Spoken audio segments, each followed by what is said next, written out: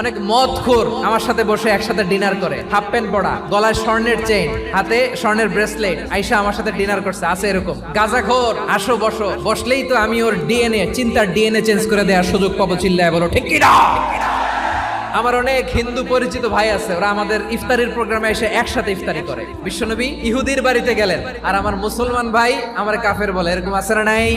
মুসলিমরা দেখতে পারে না, সহ্য করতে পারে। বিষ্ণু ইসা ইসলামের খাদেম ছিল ইহুদি, এতদিন খেদমত করলে একদিনও বিশ্বনবী ওর কালিমার দাওয়াত দেয় নাই। কারণ কি? বিশ্বনবী একটা ভালো সময়ের অপেক্ষা করতেছিলেন। দায়ী সুযোগ খুঁজে, কখন দাওয়া দিলে ব্যাটে বলে হবে, ঝোপ বুঝে কোপ মারে। বিষ্ণু ইসা ইসলাম ভালো সময়ের অপেক্ষা করতেছিলেন। দেখি আস্তে আস্তে এমন সময় আসছে, ছেলে এবার মুমূর্ষ, যখনই টাইমিং পেয়েছেন দাওয়াত দিলেন, পড়ো লা ইলাহা ইল্লাল্লাহ। প্রতিবেশী ইহুদি হোক হিন্দু হোক, যাবেন, সুসম্পর্ক রাখবেন, উপহার দিবেন, বিপদে পাশে দাঁড়াবেন। অসুস্থ হইলে একটু আপেল নিয়ে যান, আঙ্গুর নিয়ে যান। ইসলামের বিউটি দেখে, সৌন্দর্য দেখে অবাক হবে। নসিব ভালো হলে কোনোদিন কালিমা পড়ে মুসলমান হয়ে যাবে।